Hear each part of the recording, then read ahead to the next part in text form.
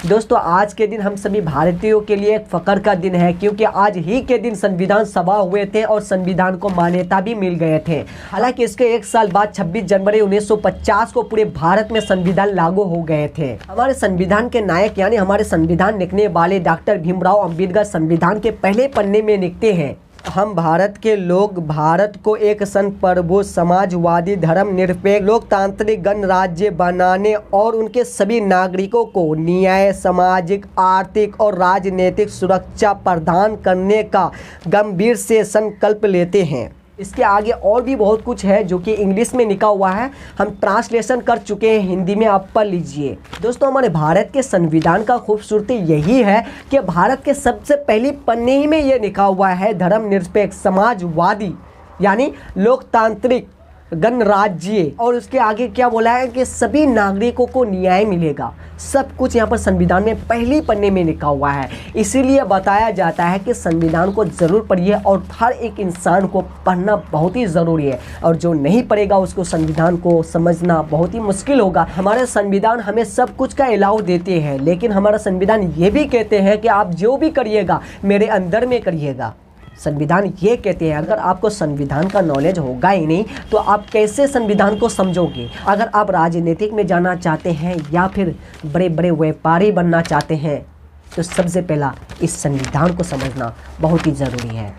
Doctor Bhimrao Ambedkar वही शख्स है जो स्कूल बचपन में पढ़ने जाते थे ना, तो उसे स्कूल से निकाल दिया जाते थे, इसलिए क्योंकि वो दलित थे तो स्कूल से भी निकाल दिया जाते थे। लेकिन डॉक्टर भीमराव अंबेडकर इस जिद में अटके हुए थे, हम पढ़ेंगे तो पढ़ेंगे, कुछ बनेंगे। इसीलिए उसके जिद के कारण वो उस मकाम को हासिल कर लिए। जो उसे स्कूल से निकाला करते थे वही शख्स उसे सलाम ठुकते थे, वो है डॉक्टर भीमराव अंबेडकर। तो अगर आपको संविधान के बारे में ये बात नहीं पता है तो आपको जानना बहुत ही ज़रूरी है हमारे संविधान में कितना आर्टिकल है और किस आर्टिकल का क्या काम है, ये आपको जानना बहुत ही ज़रूरी है। तो दोस्तों आप सभी को सबसे पहले बता दिया हमारे संविधान में जो आर्टिकल है यानी अनुच्छेद जो है ना 395 है, जिसमें अभी बहुत कम हो चुका है, लेकिन 395 ही थे। और अगर बात करें तो हमारे संविधान में अनुसूचित कितना है तो 8 ही है। और इसी के साथ आप सभी को बता दें हमारे संविधान में 22 हिस्से हैं यानी 22 पार्ट हैं।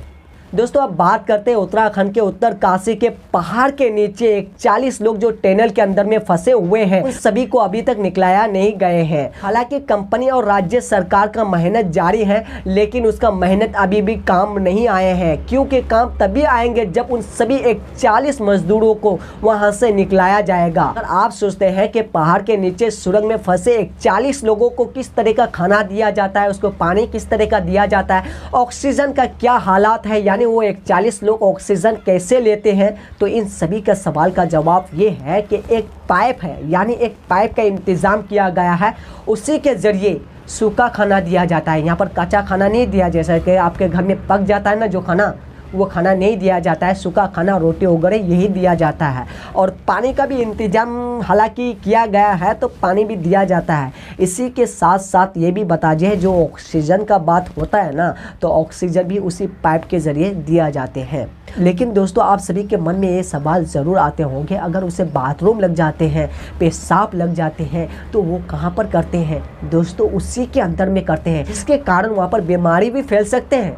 40 जो लोग हैं ना उसका हालात ख़राब हो सकते हैं, क्योंकि बहुत दिन हो चुके हैं। दोस्तों हमने इससे पहले के वीडियो में सब कुछ बता दिए थे कि उत्तरकाशी के टनल में जितने आदमी फंसे हुए हैं उसका क्या हालत है, नहीं है, सब कुछ बता दिए थे। अगर आप उस वीडियो को नहीं देखे हैं तो जाकर के देखिए, वहाँ पर जनता किस तरह का प्रदर्शन करता है, क्या क्या हो रहे हैं, सब कुछ हालतें उस वीडियो में हम बता दिए हैं, जाकर के देख लीजिए। अगर आपको ये वीडियो अच्छे लगे तो सब्सक्राइब ज़रूर करिएगा और साथ ही में शेयर भी कर दीजिएगा। अगर फेसबुक पे देखते हैं तो क्या करिएगा, फॉलो ज़रूर करिएगा।